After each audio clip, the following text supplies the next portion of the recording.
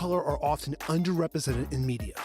Pocstock is changing that. Join us in capturing the faces and culture of Black, Hispanic, Asian, Middle Eastern, and Natives. Are you a rockstar photographer? Sign up on our website to submit content and receive royalties. Pocstock, focusing on people of color.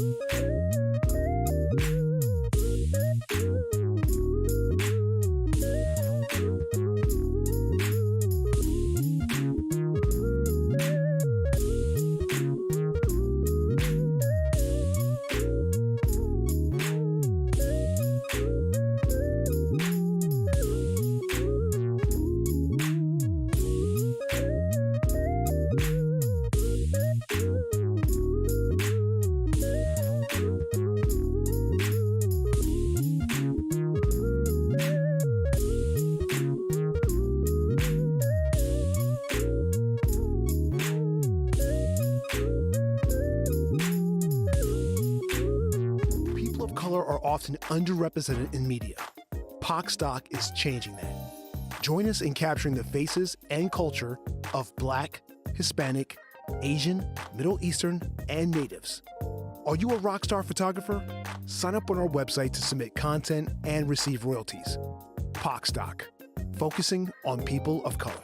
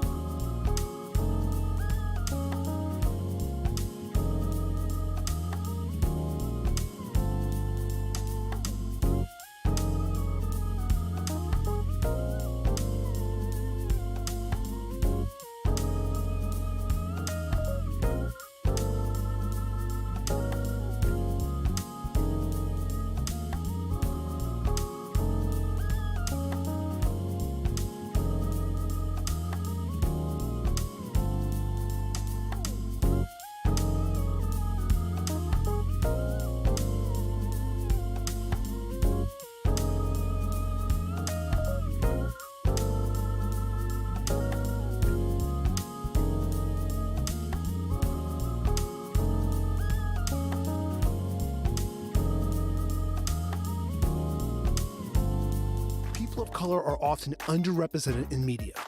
Pocstock is changing that. Join us in capturing the faces and culture of Black, Hispanic, Asian, Middle Eastern, and Natives. Are you a rockstar photographer? Sign up on our website to submit content and receive royalties. Pocstock, focusing on people of color. Hey, everybody. Thank you for joining us tonight. I am Andrew McCaskill. I'm a senior director at the LinkedIn company and also a culture and economics contributor to Sirius XM. And I want to welcome you to Living the Dream. Tonight, we're going to have a fireside chat talking about how we move the needle in Black media. I got two powerhouses here that are going to break it down for us. I'm going to have this amazing conversation. And I'm looking at them on my screen. So to my left, I've got Darla Price, who's president of DDB New York, as well as Steve Jones, who's founder and CEO of pocstock.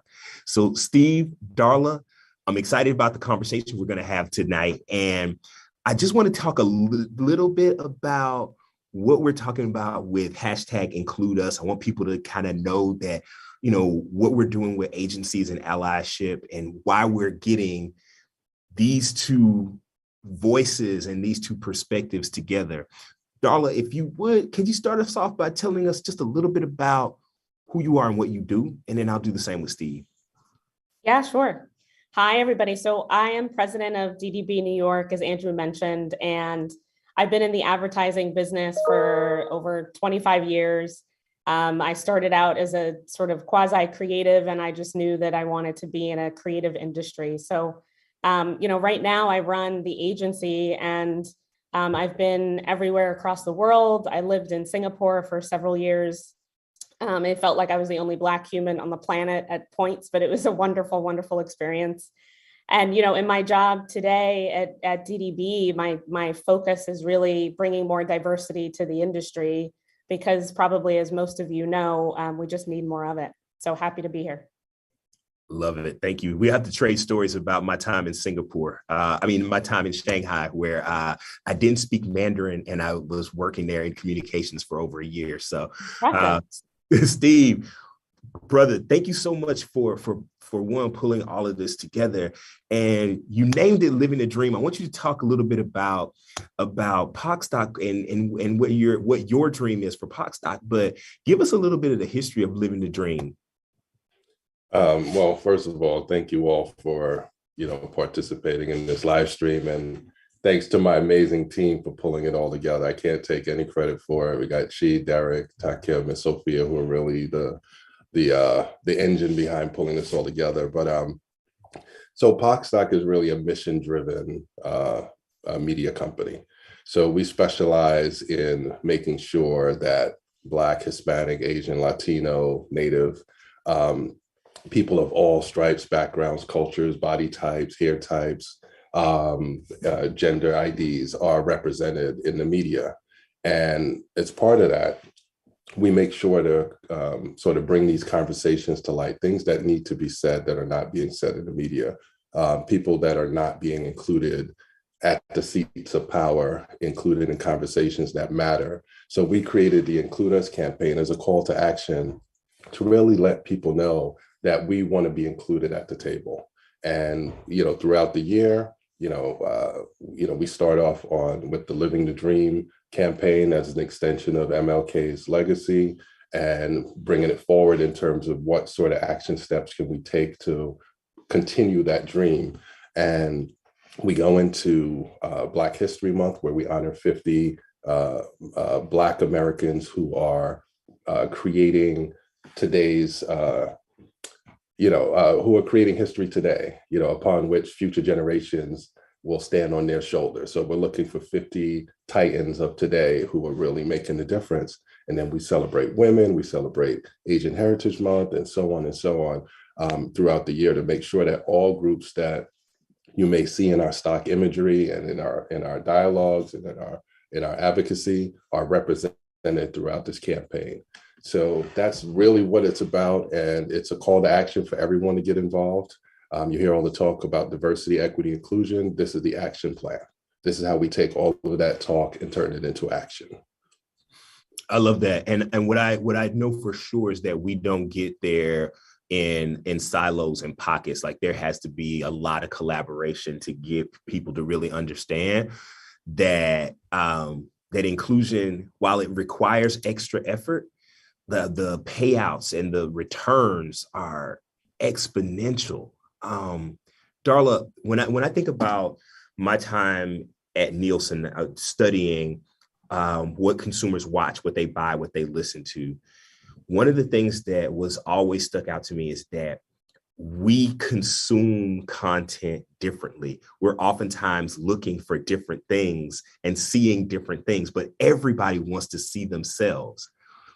When agencies plan their campaigns and their creative process from that ideation to the execution part, give us a little peek behind the curtain of what the thought process is.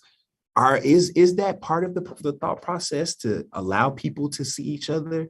Does representation really matter? It does, and it should, right? But I think we have to be more intentional about it as an industry, particularly when it comes to marketing and advertising, right? What's interesting is at my current company, DDB, the founder, Bill Bernbach, is actually the creator of the pairing of a creative director and a copywriter, right? Which at the time had never been done before. And now every agency all over the world creates that pairing to make creative teams. And I share that because I think that premise was really based on differences and saying, no, we're going to take these completely two different disciplines and bring them together. And I think as I think about creative work in agencies, typically what we do is we say, what's the sort of foundational principle, right, that the agency is sort of based on? And at DDB, it's what we call unexpected works. And we launched that last year because we knew it was going to be a tough talent war. We also knew there was a lot going on in the world. And we wanted it to not just be a way to fuel creative, but also a way to go after recruiting really great talent. So I think at agencies, it starts with how do you bring in the best, most diverse teams? And we start with a strategic brief, right? And we bring together interesting backgrounds to say, how do we solve this really rich, meaty business problem, right?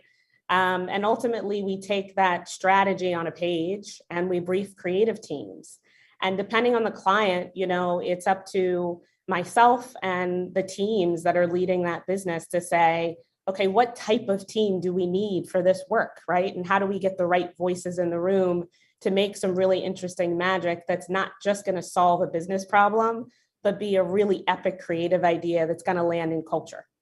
And then from there, we kind of go make, brilliant ideas and go execute on it. But I think there's kind of like when you talk about representation, I think there's three key things. One is, what are the hiring practices? And at DDB, we talk about no duplicates, which was born from my boss, a fantastic Black leader at the agency, Justin Thomas Copeland, right? And it's this premise of we should never have the same skill set in every single hire. And it really pushes everybody to think about bringing in the best diverse talent. The second piece of it, though, is creating a culture that's actually going to lift up those voices once they're in the door, right? Because if you sit around the table and you're not heard, you're not listened to, then you can't really have an impact. And then I think the last thing that I think is really important at agencies that we look at, particularly at DDB, is establishing that, it's everybody's job to be the conscience in the room. Shouldn't just be me speaking up if something feels a little bit off, right? I think it's all of our responsibility to ultimately get to the best work. Steve, go ahead. No, and I can say from, I've gotten to know Darla over the past year or so, and she definitely walks all of the talk. And I would say that from looking at other agencies and brands and how this can become a blueprint, I think DDB New York is a good model, and they're creating a good model and really doing the work.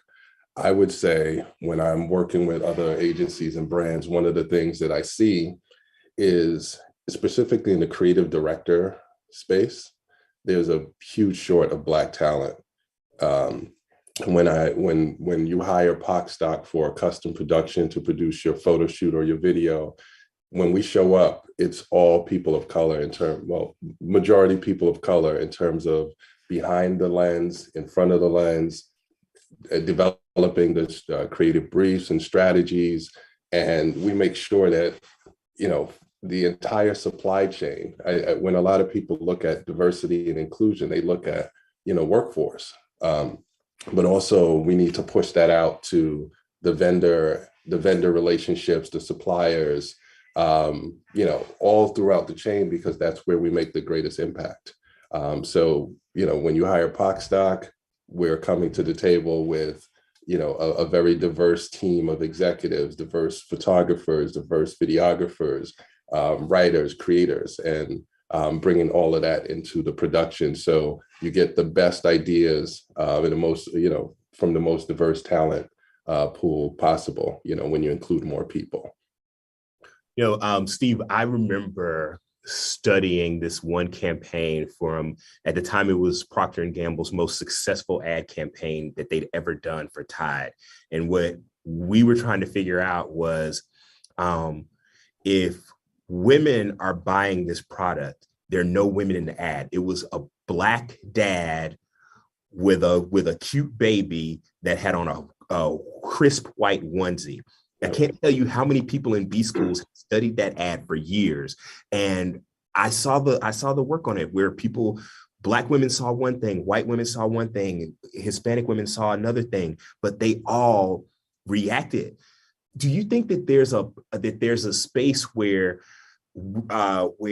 leading with diverse and multicultural and inclusive images and language actually is the key to having mass acceptance or reactions to advertising?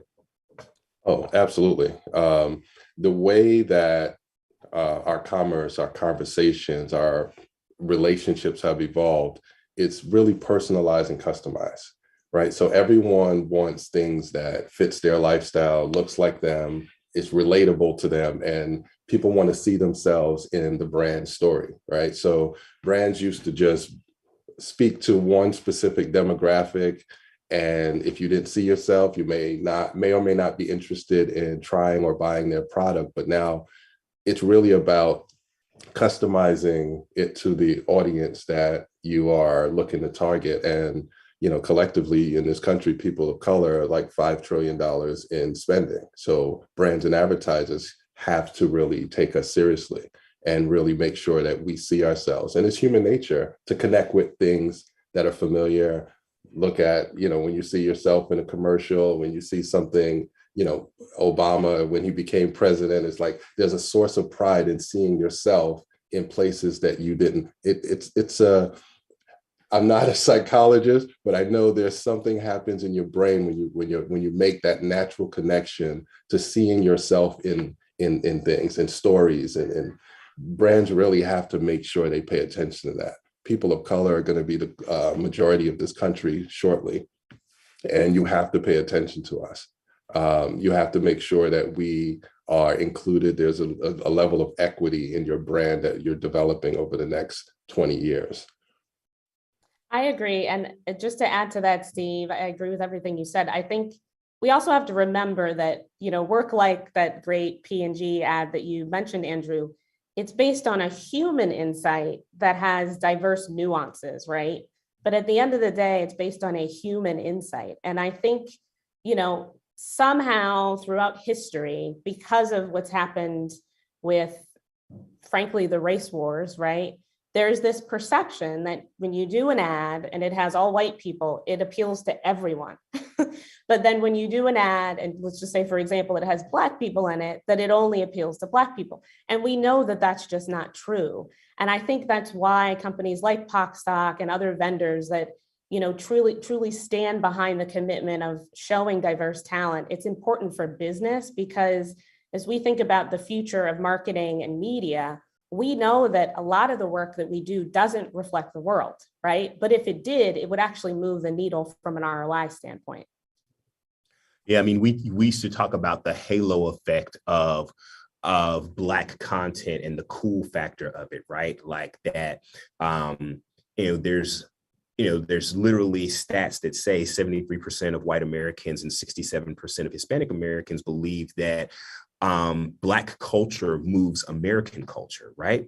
And so when you think about that, and you think about companies like pocstock, Steve, breaking through to get into those marketing teams' sort of sphere of influence, to get on their radar so that you can make that case. What do you think it takes for there to be just, of course, we're going to call pocstock, right? Of course, we're going to include visuals of people with different textures of hair. Of course, we're going to have dark-skinned Latinos in this ad, as well as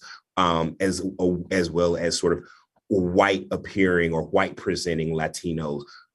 What closes that gap, Steve? Talk to us about it. There's a lot. There's a lot to unpack there, and it's not a single solution.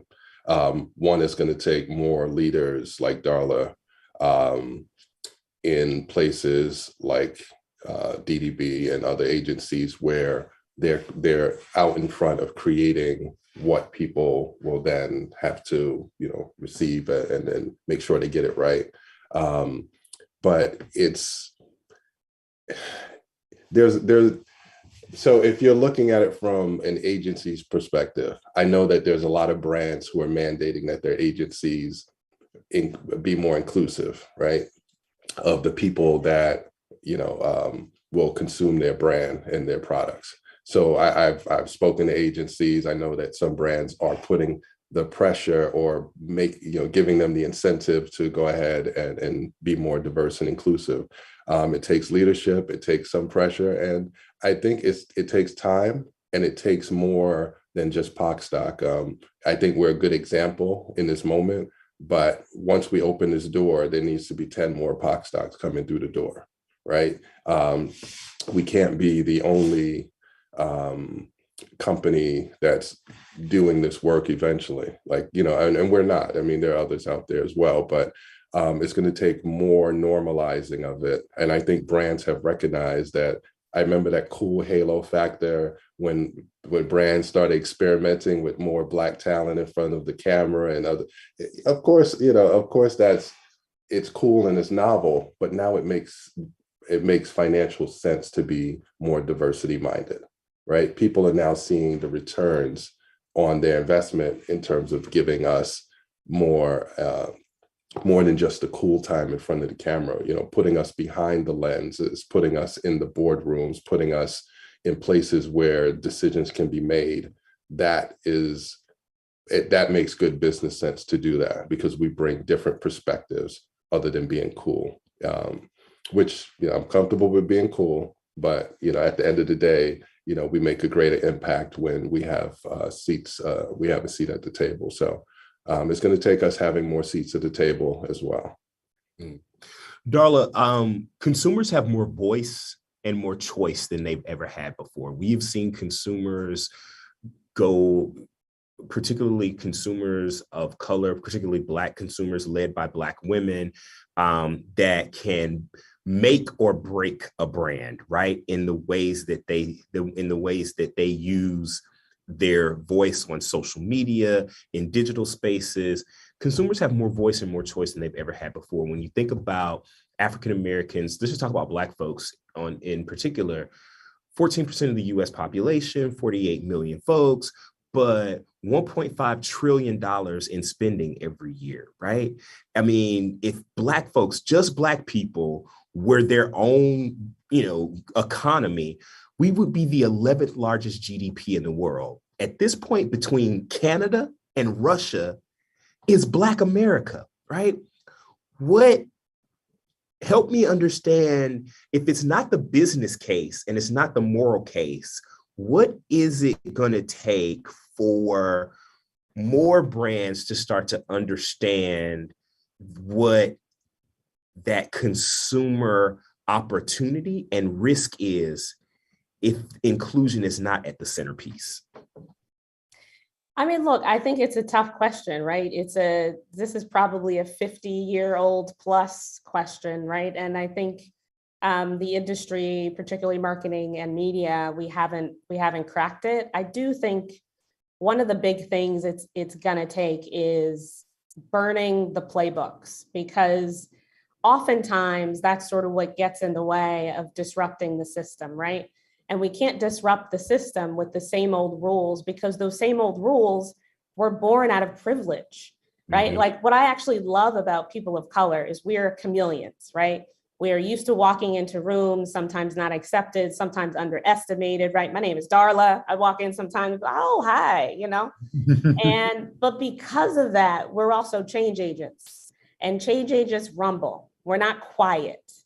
And I think it takes a bit of that rumbling within organizations and a commitment to say, in order to disrupt the work in a positive way, to accelerate creativity, I want to disrupt the system, right? And I think that means putting things into practice versus just making pledges, right? When you put it into practice, it means every day I've made a commitment that I want to create a change. And Steve, you said it best. It's like, it takes time, it takes patience.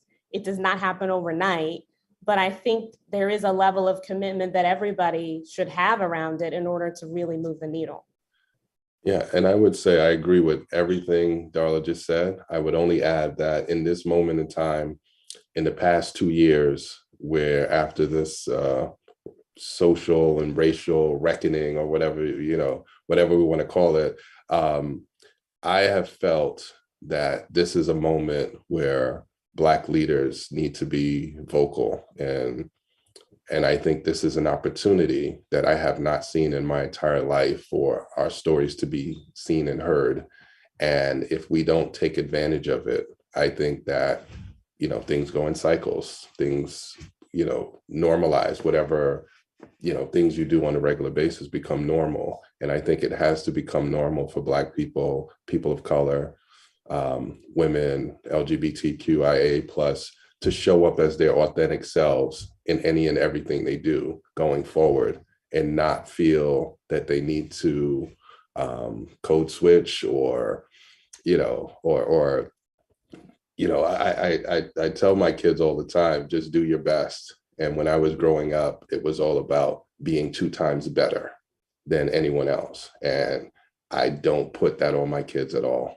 I don't even put that on myself. I show up as myself, and this is me. I think that's part of the change as well. If leaders can start to take advantage of this moment, be themselves, get people used to seeing what Black CEOs look like. We're not all salt and pepper gray, business suits. Darla is a CEO. I'm a CEO. This is what people should get used to it looking like going forward, and that's how, that's part of the work we're doing at pocstock, to bring to life some of the stories that are not always told. Just one last tangent, but we just put out a collection of images of someone, a young African-American woman on a ski slope. And we were just so delighted to see that, because, when we were growing up, there's all these myths about Black people and snow and water. And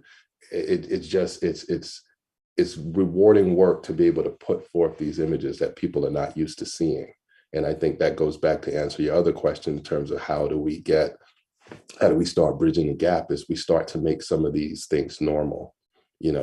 We start to, our names, our hairstyles are professional, our names are professional, our demeanor is how we are, our passion all of this should be normalized, and we shouldn't have to be apologetic about who we are. And I think in this moment, we have an opportunity to make that sentiment that I just described normal going forward, and not go backwards. Yeah, I love that, because so much of advertising and art and artistry moves culture, right? Like, sometimes when you actually see these images that you haven't ever seen before, that you're not used to seeing, or that maybe that we sort of normalize these things, it gives people real permission to evolve how they think about those images, right? Like full vulnerability here. Like I go hard for Lil Nas X, right? Like, and I don't really stand for any celebrity or anything like that, but I go really hard for this young man because he is showing a whole generation something that my generation missed out on. I'm a Black gay man. The first time I saw two men kiss was in adult material, right? Imagine what that does to your psyche. The first time you ever see two people who look like you, who love the way you love, was in, something that was adult, right? Whereas he is going to make that not the case for an entire generation of young queer people, right? That will get a chance to see themselves in something, right? So that imagery, you talked about changing the playbook, but not even just changing it, throwing it out completely. How do agencies and their partners, and even to a certain extent, their constituents as well as, consumers and brands, how do y'all work together to support each other in this process of, let's get this money, let's make these incredibly creative, campaigns, let's make beauty and art, but let's appreciate without appropriating. How do we get to that, y'all? Yeah, I mean, look, I'll use my relationship with Steve as an example, right? I think Steve and I met on LinkedIn. We used to celebrate each other. We didn't really know each other, but it was like, hey, congrats on this, congrats on that. And in my last role, Steve reached out and he said, hey, I think we should chat. And like, I want to be clear, I didn't want to chat with Steve about pocstock because he's Black and I'm Black, right? I wanted to chat with him about pocstock because I did more research on the company. And I just thought, God, how cool is it that there's an organization that actually creates imagery for people of color? That's a great competitor to Getty, which is just what I've always grown up on. And I know that experience of being on those websites, and they're wonderful sites, right? But you're looking for a very specific thing and you can't find it. And so I think a part of the partnership is us being organic about how we pull in certain vendors. With pocstock, they're actually a great vendor of Omnicom, which is our holding company. And so they're engaged with Omnicom, which means they work with all of our agencies. But at DDB, I also said, how do we help push this at DDB as well? Because it's right for the business and because several of our clients actually want to see more of this in the work, right? So, I think it's all of us just acknowledging that, some of these things we should do because it's the right thing to do and because it's really good for business. And I think it's going to take allies that don't look like me, right? I have that through my network, and that's how pocstock sort of came in the door. But I think at every agency and every company, there needs to be allies that are sort of behind this and that see the vision that pocstock has, which I truly feel is innovative for the space. Thank you, Darla. And and in terms of allies, that's what this is all about. It's about allyship, and allyship shows up in different ways. In my day, we used to call it champions, and there was always a champion who kind of helped pull you up through the ranks in corporate America, or through a vendor, pull you through a vendor relationship. But I think right now, as much as people would like to see more diversity in the media, and there's still the old playbook, like Darla said, on all levels, in terms of, you mentioned some of the other stock agencies. There's still a playbook that was set by these other stock agencies that pocstock, the upstart, comes in and say, hey, we have this newfangled product, and we still have to kind of navigate, we're driving a newfangled Corvette on an old country road, and it's like, it's, we have to pave a new road as we go, and that takes guts, and it takes getting people out of their comfort zone, because people have gotten used to working a certain way for so long.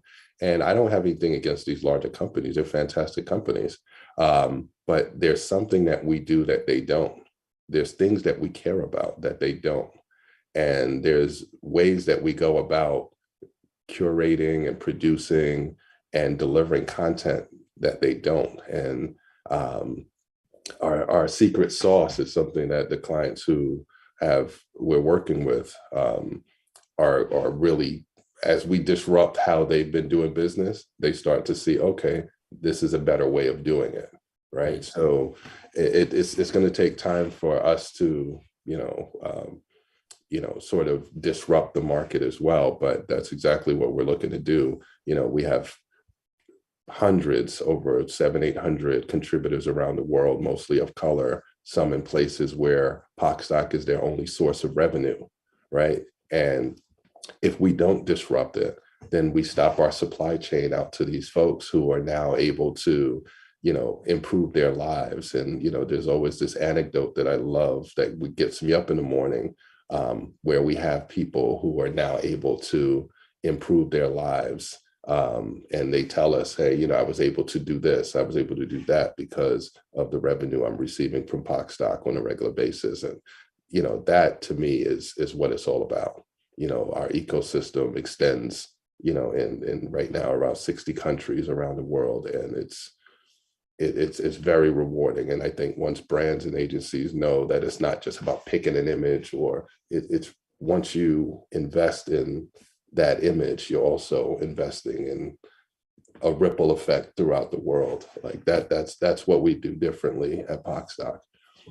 Listen, this is for both of you. I mean, we have seen about $50 billion in pledges towards DE&I, racial justice, all these efforts. But the Washington Post just recently reported that of that 50 billion with a B, only about $6 or $7 million worth of checks have been written, right?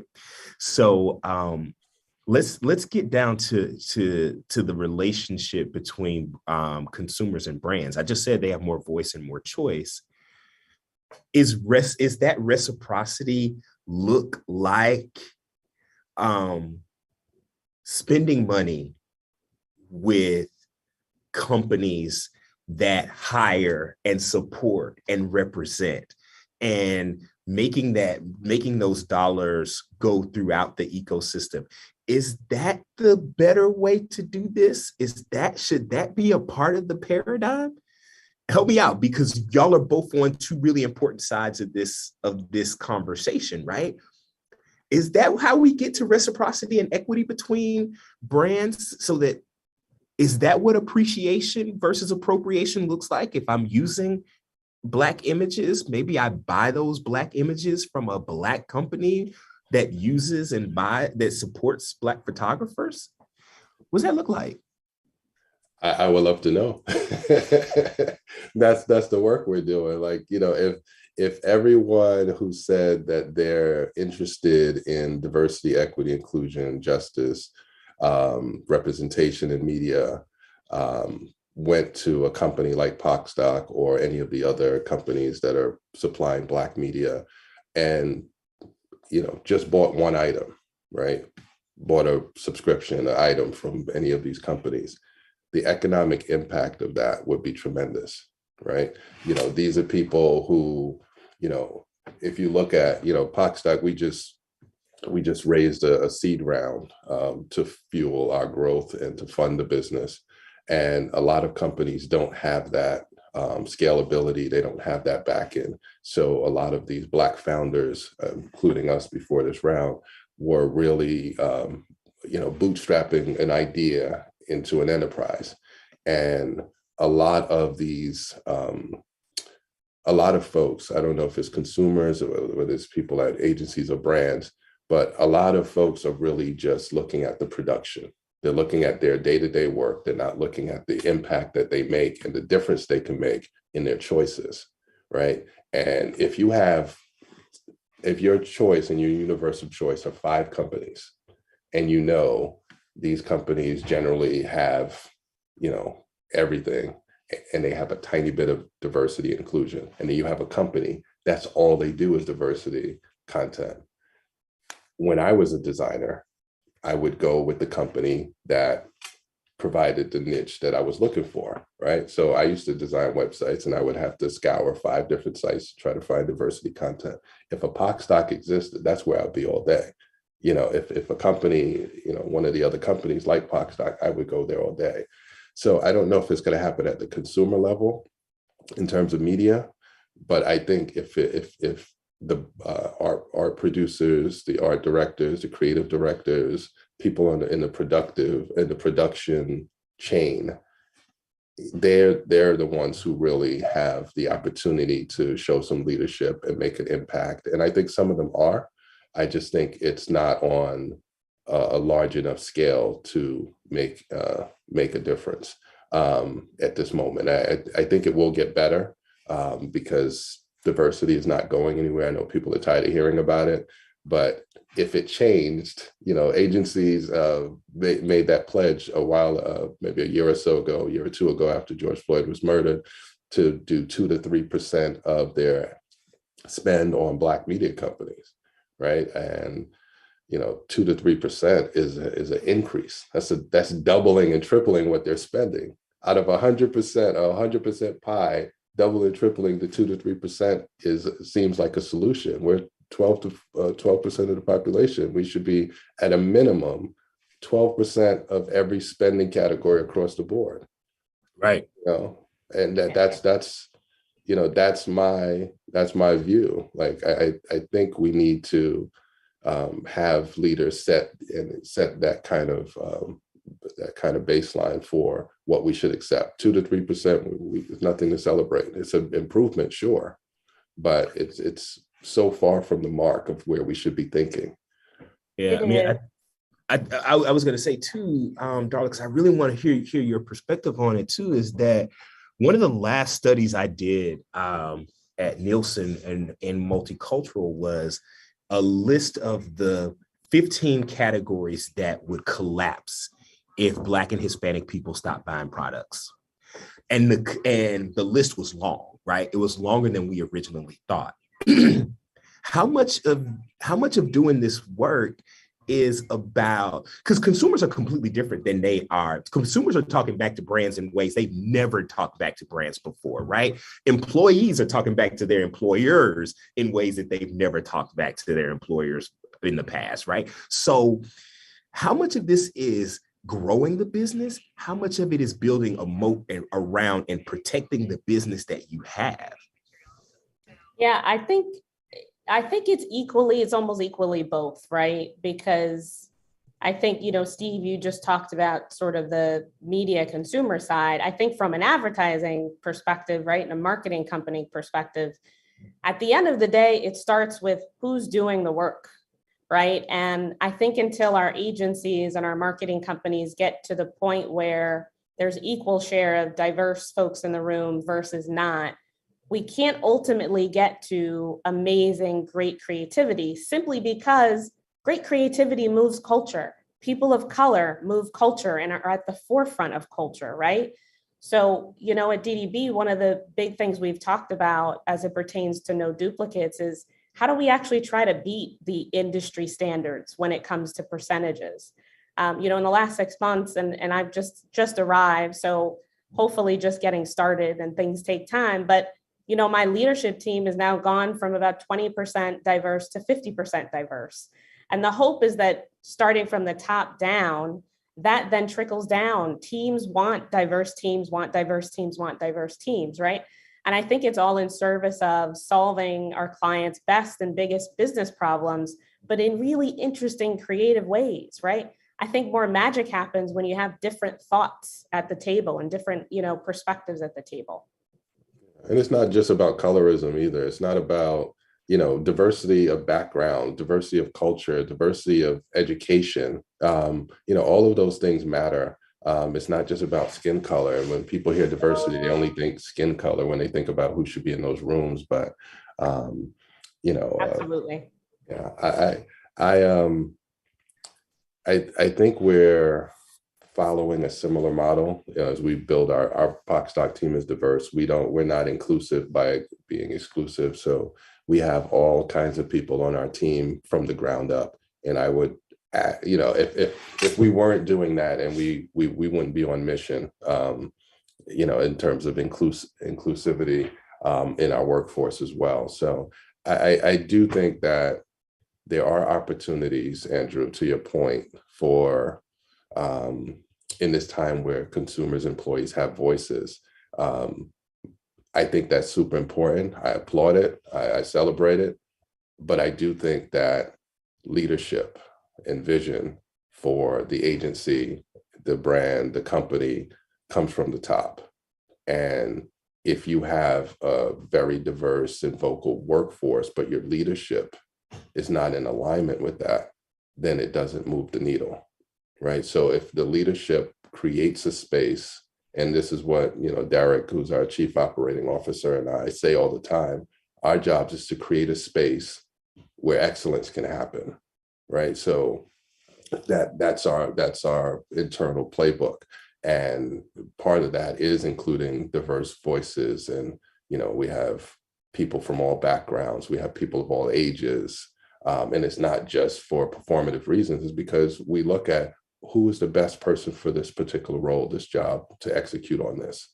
And we try within the confines of our startup size and environment to attract and retain the best talent. And you'll be surprised how many people in this this current talent grab that, everyone is looking for. Yes, everyone is looking for talent.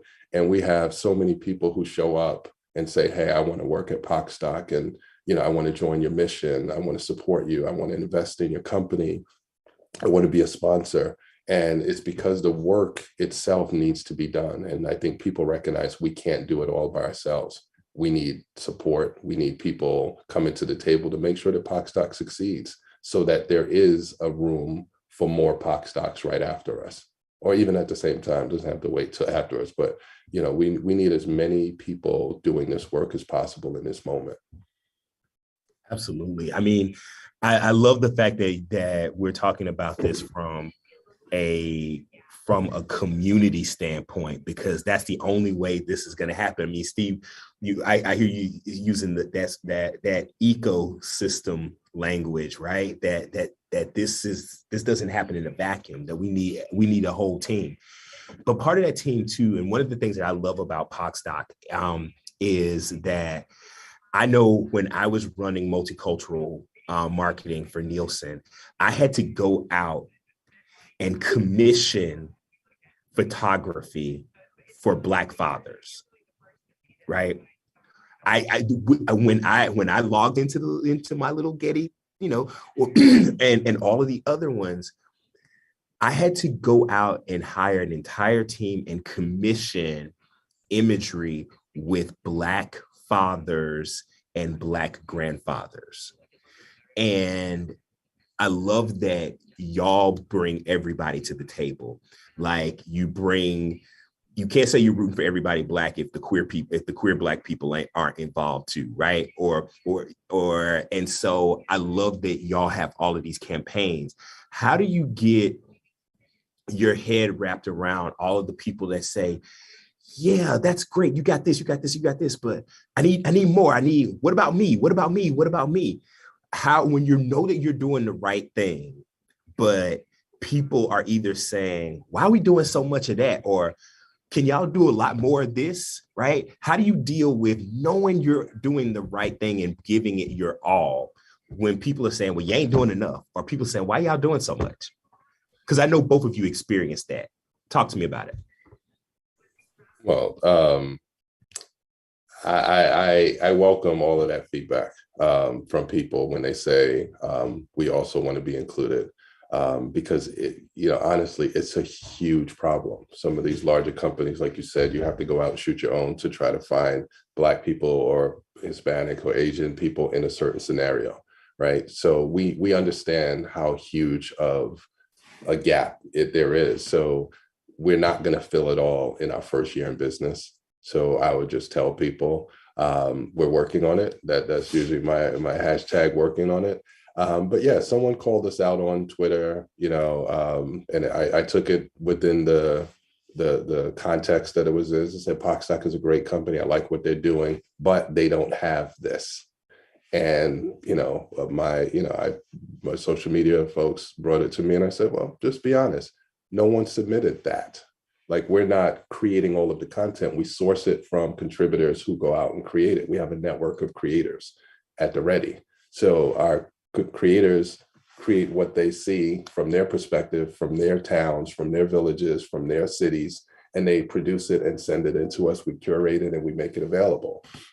So there's content that we want on a platform that doesn't exist yet. Like, we're looking for images of Black farmers and Black bikers and, productive images of cannabis trade. And, there's so many categories that we're looking to fill that we don't currently have because people are not shooting it.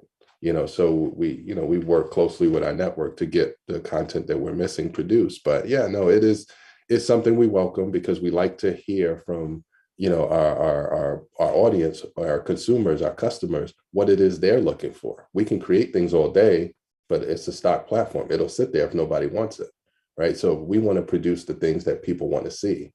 But yeah, no, there's so many gaps, Andrew. And if you mentioned Black dads, we do the Black Dad Challenge for Father's Day for that specific purpose. But yeah, so once we do Black Dad Challenge, then what's next? Hispanic Dad Challenge, Asian Dad Challenge, to make sure everyone's included. So it's a huge problem, and it's going to take a lot of time and a lot of effort and a lot of people around the world to solve it. It's a global problem. It is, and it's also, this is a journey, right? It's not a destination. You're building a library, right? You have to start somewhere. And I truly believe the future of work is inclusion. And so if there's ever an argument of, well, why this or why pocstock? Because it's good for business, right? And frankly, I could spend the next 50 years of my career. I know this for a fact. I could spend the next 50 years of my career and die, and I probably still wouldn't have moved the needle to meet what representation of the world looks like to match representation in the industry, because that's how much work there is to do, right? So somebody has to pick up the baton and say, I'm willing to do the work. And, I've been fortunate at DDB that I have so many allies who don't look like me, who are on the leadership team, like Marty O'Halloran, who is our global lead. And everybody surrounds it and supports it. And I think that's what it takes to be able to really make a difference in the business. Well, absolutely. It is about that baton pass. No, not one person, no matter, despite the amount of man hours and midnight oil you burn, can take it from start to finish. Like it is a baton pass. And, a few years ago, there was always one Wesley Snipes type actor at a time. There was always one specific type at a time. And I think at this moment, there has to be options, right? So, obviously I want pocstock to be the largest producer and source of diversity content, sure. But we can't be the only one for, if our real mission is the mission itself, then we can't be the only ones. Right. So there has to be diversity in producers across the supply chain. There has to be multiple pocstocks, multiple, publications and other places where media is created, and multiple production houses. And, we need to have more than just one at a time. Even though that's not self-serving, that is the mission. That's our mission. So I was going to say, and I don't want to steal your thunder, Andrew, but if you guys have any questions for us, definitely post them in the comments and we'll answer them afterwards. So I love the fact that we're being honest about the fact that there's still a lot of work to do, that this can sometimes be misunderstood and thankless work, right? In terms of trying to help people who should understand the ROI and the value, helping them understand that. Help me get the language right for what are the metrics to measure success on inclusion in these? Is it selling more products? Is there an in addition to metric that we should be thinking about, right? How do you measure moving culture? Darla, I'm looking at you because I know that's what you do. Well, I mean, look, measuring culture is tough, but at the end of the day, if I always say, if my mom calls me, I did something right, because the work is so deep that it spans across age ranges, ethnicity, and all of those wonderful things. But look, I think it is going to take time and partnership, and ultimately it takes giving leaders like myself KPIs that are related to DE&I, that are related to compensation, right? So that there's initiative and more proactive movement to make sure that change is happening. It's also looking at recruitment, and making sure that not just we're bringing people in at the lower levels, which I think is what often happens, but that more people at the mid to senior levels are coming in, but also staying to be able to really make an impact on the work. But look, there's a ton more work to do. And I think partnerships like this, even with organizations and high schools and colleges, also just makes a huge difference, because it does have to be, Andrew, to what you said earlier, it really has to be a community-based approach. It's not a like one hit, and you're done sort of approach. And from my side, because I'm on the the supplier side, the number one metric is going to be financial.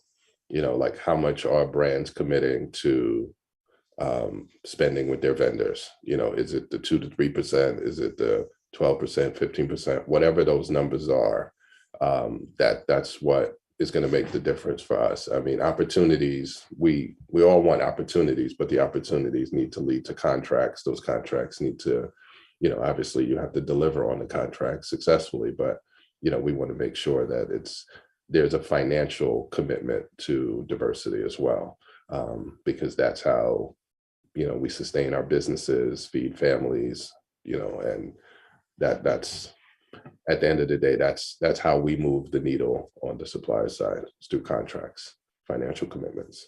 If you could say something to brands about the importance of this, what is the thing that if you had that conversation, that open ear, that willingness to hear and get awareness, what would that conversation be? What is it that brands really need to understand?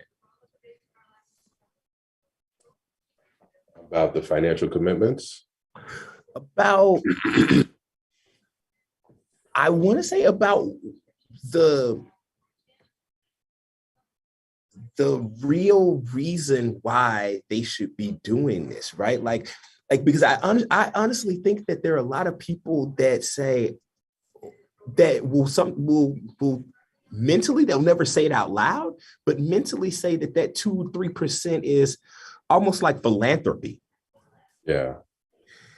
And the jacked up part is that we're still going to have to deal with some of those people who think that this is philanthropy, right?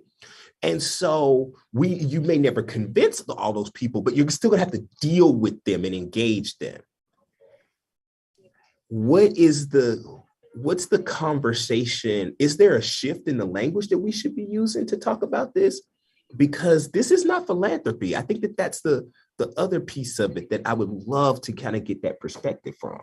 Well, I have real conversations with our customers, and they when I show up, I show up for real conversations. So I do have those conversations. I do make the argument against in favor of using pocstock versus other companies who may or may not have their best interests at heart in terms of diversity and the levels we go to vet our content to make sure that it's accurate, it protects them and things like that. So the conversation, there's practical conversations in terms of, cost and delivery and scale and volume. But then, the conversation that's the other side of the philanthropy conversation, Because, people are going to do things for their own motivation. Some people may want to, feel like they're doing the right thing. And that's the reason people genuinely have wanted a pocstock to exist for a long time. So some people are very excited that it's now that it's here. And hey, I had those challenges in finding content, now it's here. So people have their own motivations as to why, their own why. But those conversations for me are pretty point blank. We have amazing product that we spend a lot of time curating and making sure we get it right, so that brands don't put up a photo of a dark-skinned person saying this is African American, but really they're Afro Latino, and getting that kind of thing wrong, especially now. So we kind of take the risk off the table for the brand because we vet the content, which I don't think anyone else does. So, but yeah, no, we give them a good why, but it's gonna vary from person to person and what their motivations are. We help our clients win. We want them to win. So in the conversations, we're listening for what their motivations are and make sure that we produce a win for them. But there is no one conversation to have with all brands, but the tone of the conversation is not really, why should you do this? This is something you should absolutely do. Invest in making sure that the images you put out represent your constituents, whether they're consumers, customers, followers, whatever. It's absolutely makes good business sense. That case has been made over and over and over by many people. It's not about asking why anymore. It's about here's how, and showing up in a leadership role and saying, here's how you can implement this in your supply chain. And here's how you can get your teams involved and motivated and invested. And that's really, the conversation we need to have, because some people want to do it. They just don't know how to flip the switch and make it happen. What I was thinking too is something that we're going to take a couple of questions. And Nyla says, how do we get past diversity being a buzzword to holding decision makers to authentic cultural congruency? And I flipped that to kind of say, is the terminology for diversity, is that holding us back and we should just stop talking about diversity and go straight to creativity and inclusion? And is the language holding us back a little bit here? I think it is. I think it's a great insight. And I think because it's holding us back, it changes every couple of years, right? It used to be diversity. Now the new word is inclusion. And I think at the end of the day, it goes back to how are we building teams that are inherently diverse such that you get the right thinking, you get the right partners, you push the creative work in the right ways, right? You look at somebody like me, I obviously took this role a few months ago, and I happen to be Black. I also happen to be highly talented, right? But I bring a different perspective to the table than maybe my predecessor, right? And so I do think we almost need to flip the word on its head and say, how do we build the right teams and leaders that are committed to this cause so that it's not about numbers, it's about impact?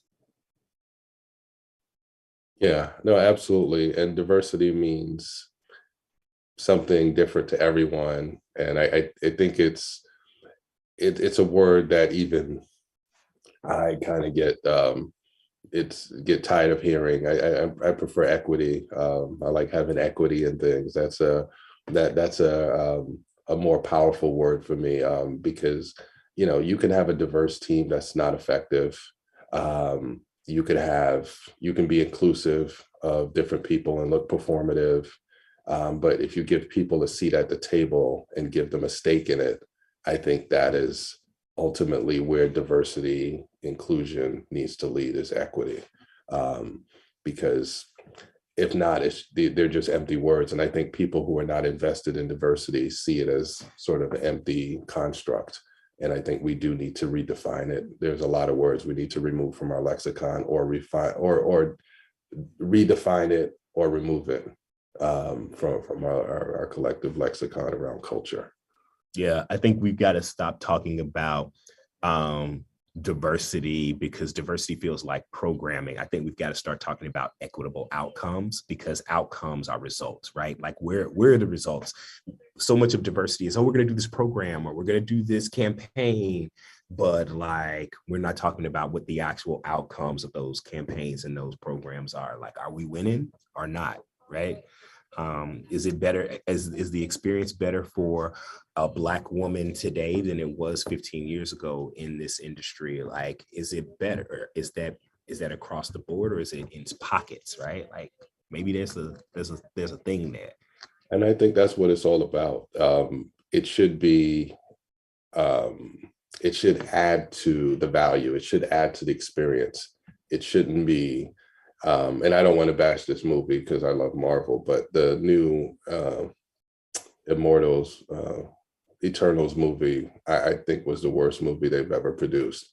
And on the other end of the coin, it was the most diverse cast they've ever produced, and it did not produce a better outcome.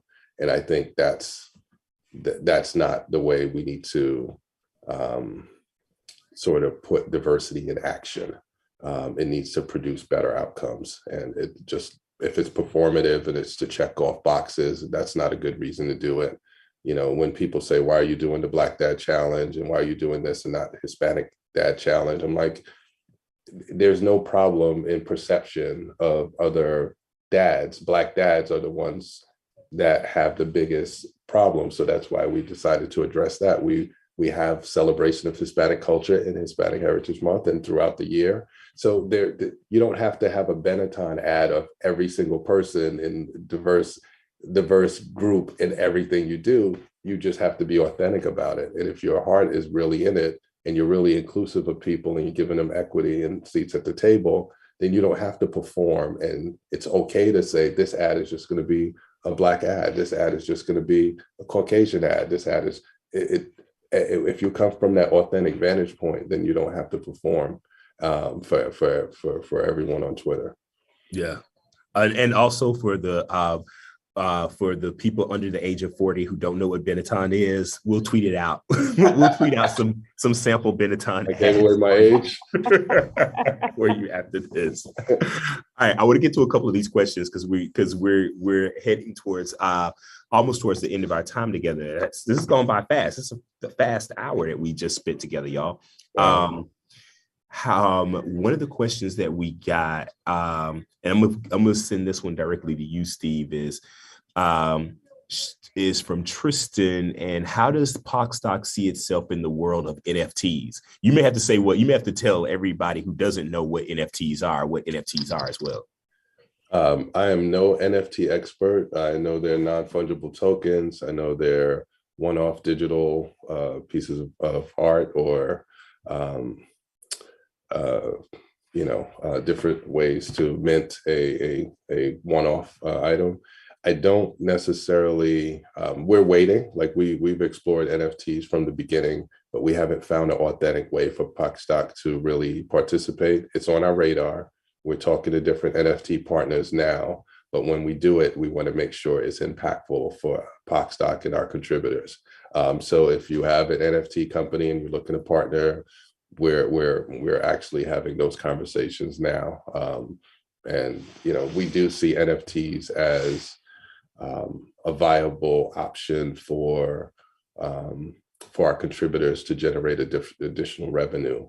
But the nature of stock is you produce one thing that could be distributed to multiple people. NFTs, you produce one thing that's distributed generally to one owner, So there are instances where we're exploring NFTs where it makes sense, but we're not out here. We're not looking to do things just to do it. It has to make impact, and it has to provide value to our contributors, our creators as well. Yeah, I fully appreciate that. I don't know. NFTs, man. I think still a little bit more time on that one for me.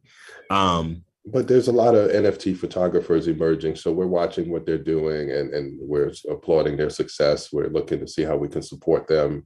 But yeah, no, it is on our radar. You're likely to see a pocstock NFT marketplace, either our own marketplace or in partnership with another marketplace in the near future. But when you see us do it, you're like, okay, that's how it should be done.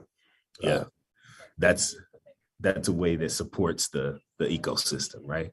Exactly. Yeah. Can contributors contribute images of mixed Black, Latino, and Caucasian people? Is that accepted?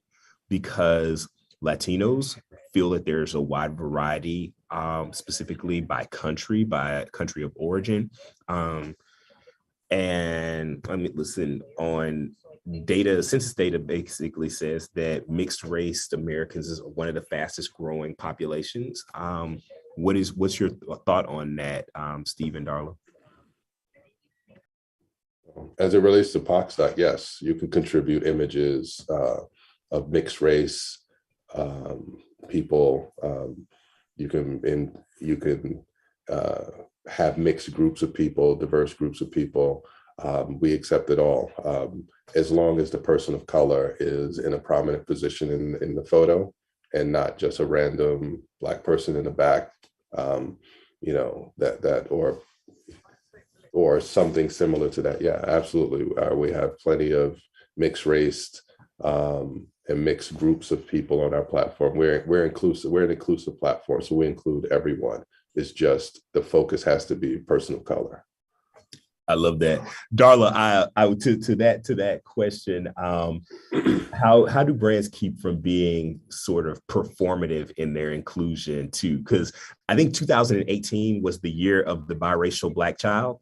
Because like every other commercial had a just cute curly haired biracial kid. There was a Black mom and a white dad. And it was always a little bit of surprise, right? Like it was like, oh, the dad and the dad that's taking the little biracial Black girl to the ice cream shop, he's white.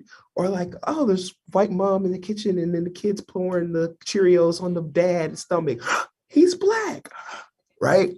Like, what's the line that brands need to make sure that they draw that inclusion doesn't look like, oh, this playbook, the one now everybody's included. You got a Black person, a white person, and look, they made a cute little biracial curly haired baby, right? Right. And no, by the way, here's a product. Right. No, it's a great question, Andrew. I mean, years ago, I said we no longer will we ever say ethnically ambiguous. That phrase is used so often in advertising, and it's not even a real phrase. It's made up, right?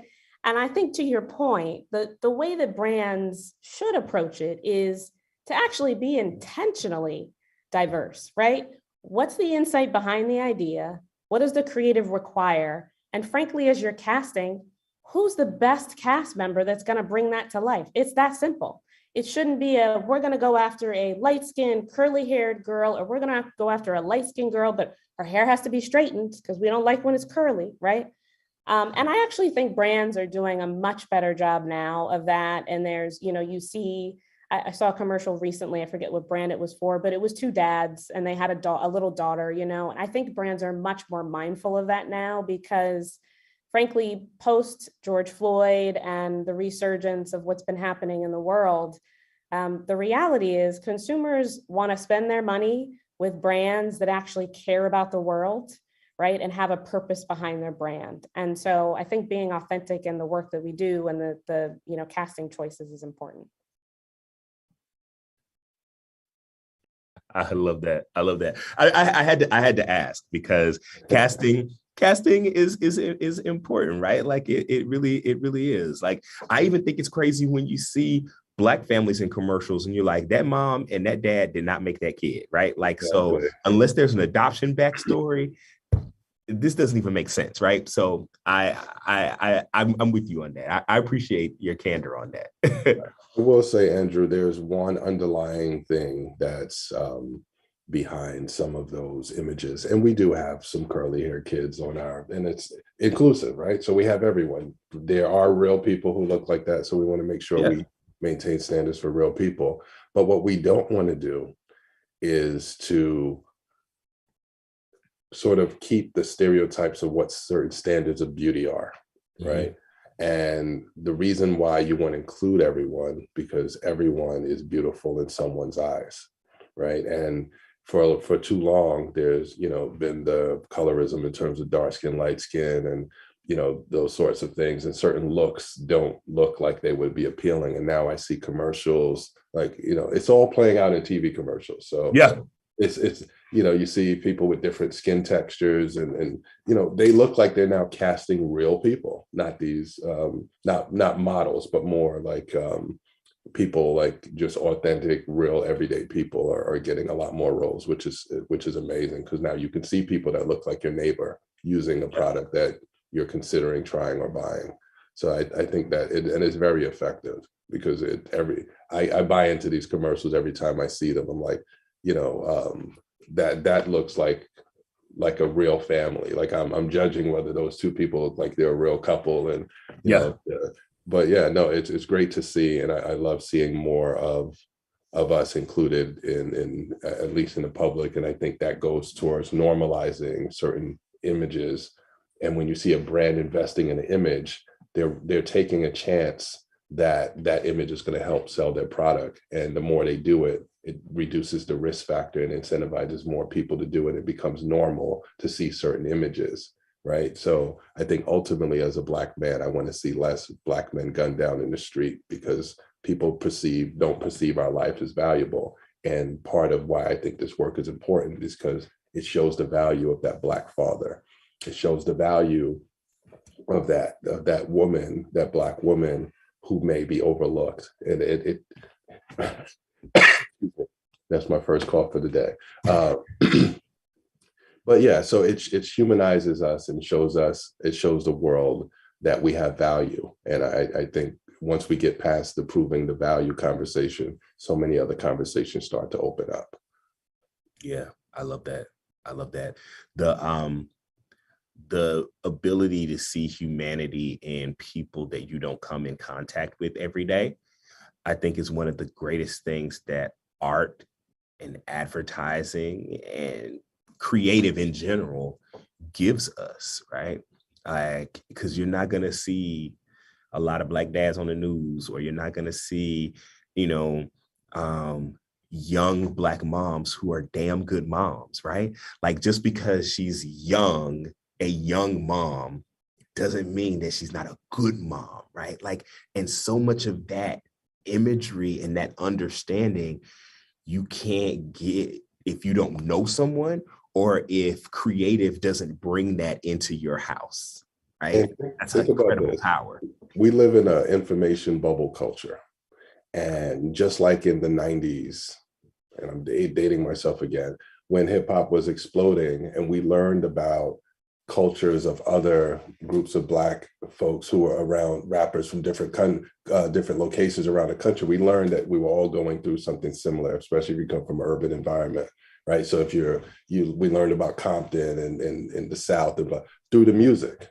Now there's people who live in bubbles who are learning about different cultures from people of color through commercials, through TV shows. They're getting to see different sides of us that the media never told, right? Mostly in those times, you'll see us getting, in certain situations or playing certain roles on TV. Now they're broadening. Now the culture at large is starting to see different sides of us.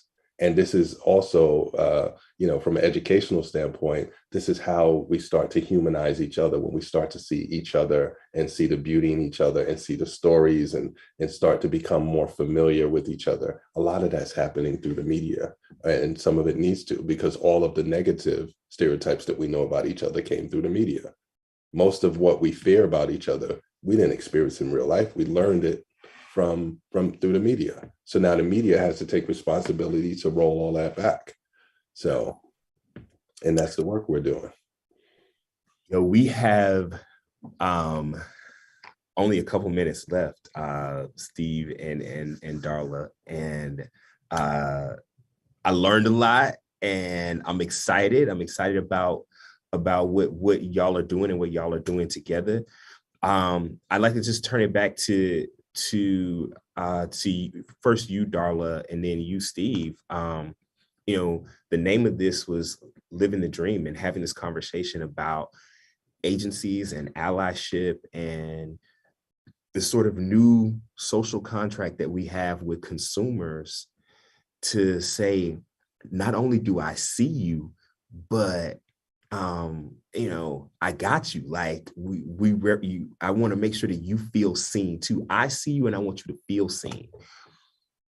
What's the response from sort of the seat of power in agency world, Darla? Like, what does that look like when it works right, when it works well?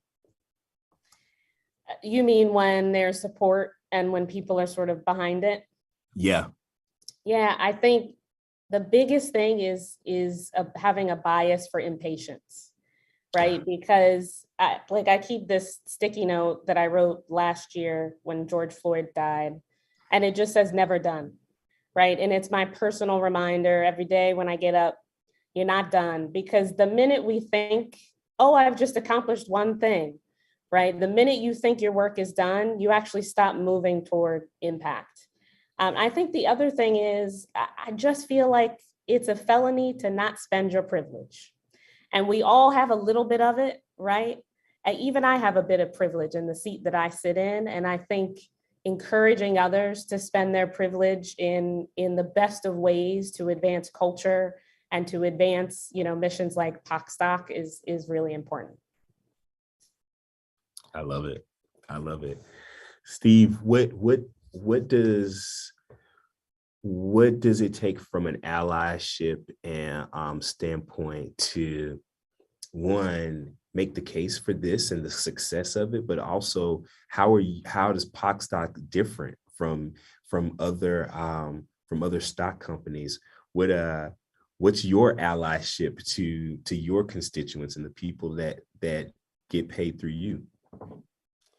Wow, that's an excellent question. So how are we different? So we're different because we come from the cultures that we represent. We take time to understand those cultures around the world that we represent. We curate all of our content, all of our conversations, all of our creative is, meticulously poured over to make sure that it's right. We're not just a stock repository. We also create custom content. So we leverage our contributor network. We provide them with assignments. We provide them with custom projects when our clients are asking for work. So those are a couple of tactical things that were different, but ultimately one of the things that drives us is our mission. So we're really about the work, and we're really about change and impact.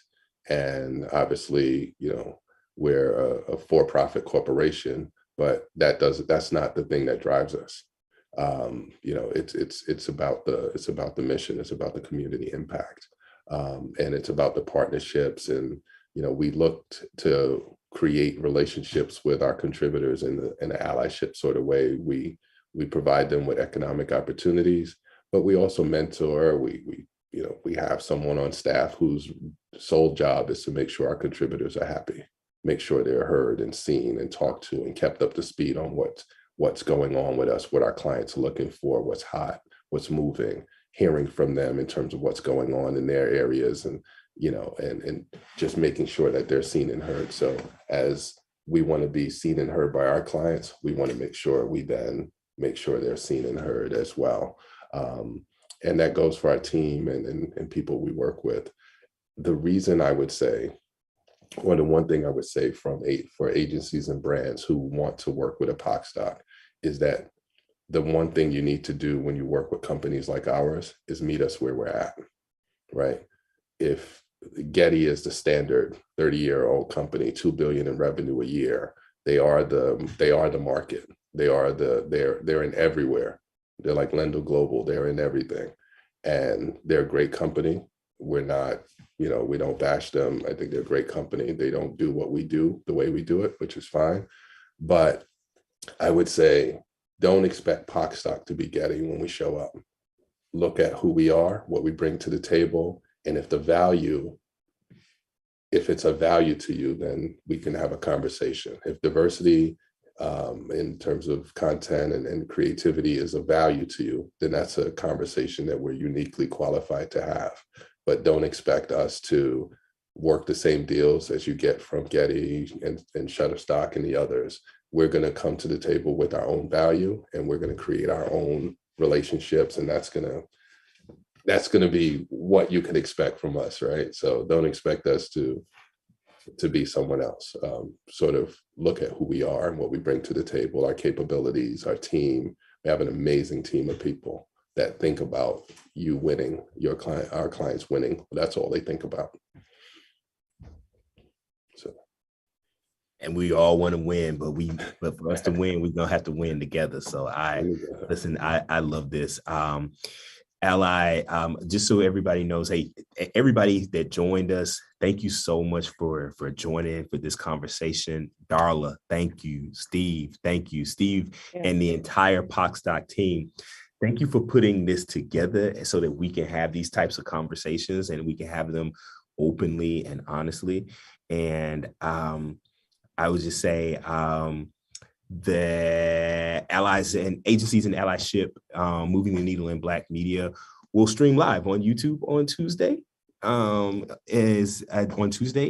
This Tuesday, January. It's streaming live right now. And then if you have any questions that you can reach out to pocstock, we'll answer any of the other questions that maybe we didn't get to in the chat. We're definitely going to answer those questions, and we know who you are. We'll get you responses back to that. Steve, anything else before we wrap? It's a call to action for anyone who's watching to join us on this mission. Whether if you're a contributor, we're looking for content all the time. Become a contributor, reach out. You don't need to be a professional. You just have to follow certain standards. If you're a brand looking for content, start a subscription.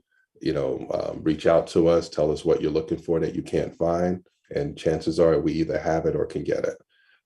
So let's work together. It's a big mission, and we need all hands on deck. How can we follow pocstock, and how can we find pocstock on social, et cetera, et cetera? We're on all social media platforms at pocstock, and you can go to pocstock.com, look around, check out our collections. If you're about to do some Black History Month, sort of activities, make sure to look for some of the images on our platform of some beautiful, melanated people that you can use in your social media and your marketing content.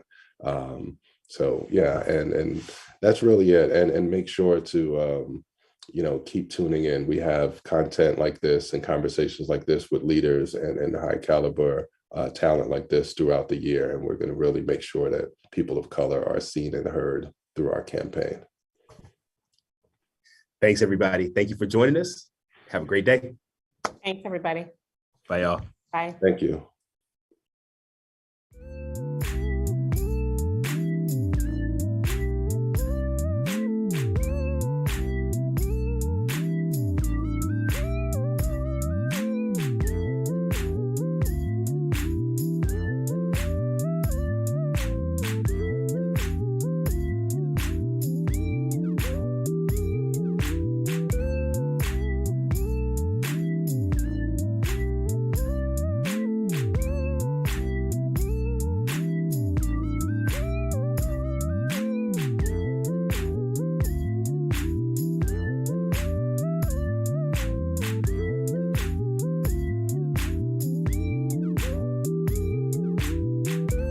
Color are often underrepresented in media. Pocstock is changing that. Join us in capturing the faces and culture of Black, Hispanic, Asian, Middle Eastern, and Natives. Are you a rockstar photographer? Sign up on our website to submit content and receive royalties. Pocstock, focusing on people of color.